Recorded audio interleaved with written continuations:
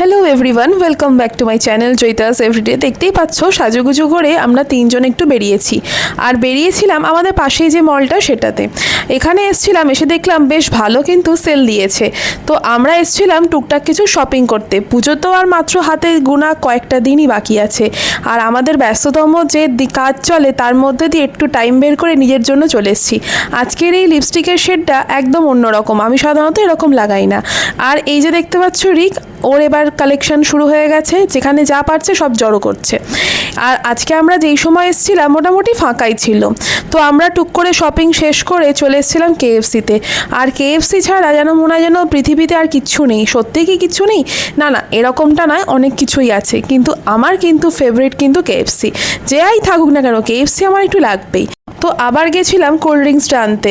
যাই হোক, আমাদের শপিং শেষ করে টুকটাক একটা ঘুরে বলতে পারো একটু মনটা ভালো করে নিয়ে আবার বাড়ি ফিরছি। টাটা, দেখা হবে নেক্সট ব্লগে।